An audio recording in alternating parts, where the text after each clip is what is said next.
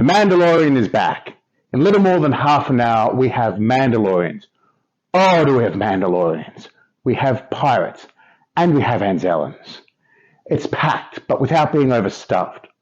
We've already been introduced to this world and to these characters, and that allows the episode to move at a fast pace, and I love it. This is the way I have spoken. G'day, I'm RJ. Welcome to the Nerdy Dad channel, and my discussion of the first episode of The Mandalorian Season 3, Chapter 17, The Apostate.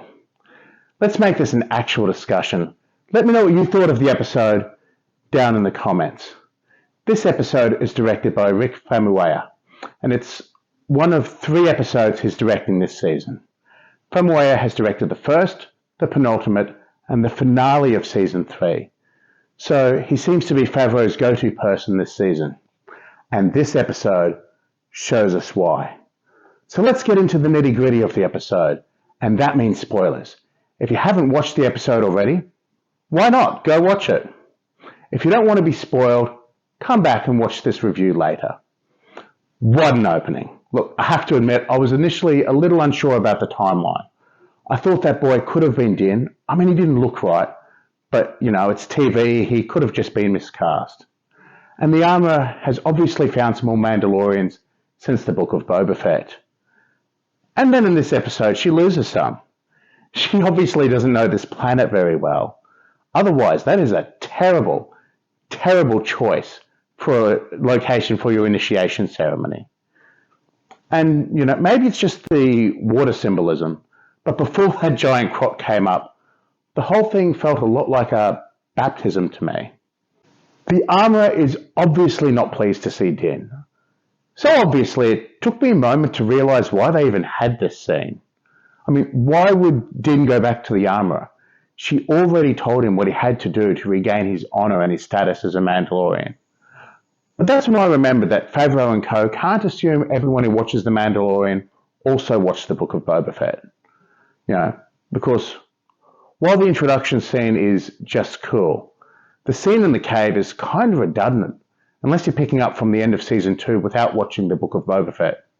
And this also explains why Din gives a brief recap of events to Greef when they're on Navarro. And look, speaking of Navarro...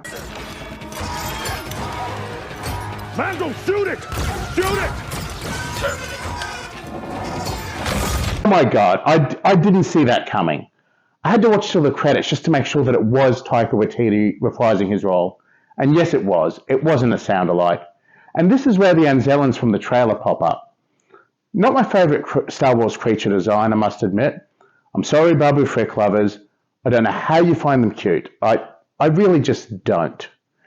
Look, I skipped over the pirates before. Both on Navarro and in space, it just gives Mando someone to kill this week. A way to show that he's a badass fighter on the ground and in his ship. And we also saw that while Greef is now the High Magistrate Karga, and he dresses like a pompous ass, he still hasn't lost his edge, and he can still pull the trigger when he needs to.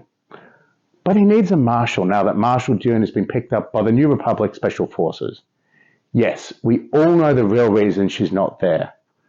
But it was definitely handled by the director, by the story writers. They kept it simple. The gap is explained. And we also now know that Gideon was sent to a New Republic war tribunal. I wonder if we'll see that.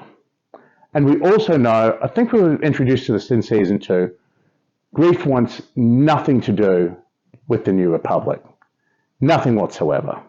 Circling back to the pirates, let me know in the comments if you think they're going to pop up again this season.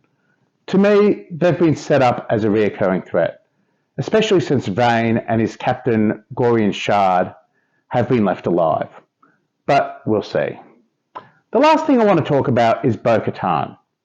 She's in her castle on Kalvala. She's pissed at Mando, and pissed at the splinter groups like the Watch. Given her own history with Death Watch, she knows better than anyone how these groups tore their people apart.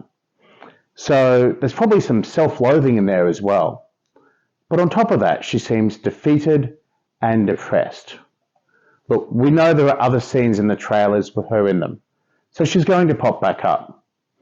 If she is as depressed as she seems, I wonder what brings her back into the fight. And if not, what's her game? Look, I think she is depressed. I mean, a lot's happened to her. But there was just something in her voice, something in the way that she said, "Goodbye, Dinjarin." And it just makes me a bit suspicious. I don't know. I don't think Bo-Katan is always a particularly good person, but I think she is a great character, and she's complex and layered, and I am so glad to see her back. I can't wait to see what happens next week. I want to dive into the episode straight away, but they say patience is a virtue. So, while we're waiting, why don't we talk about the episode down in the comments? And if you haven't already, you can subscribe to the channel here. Yep, Grogu says subscribe. Okay, I'll see you next week. This is the Nerdy Dad, signing off.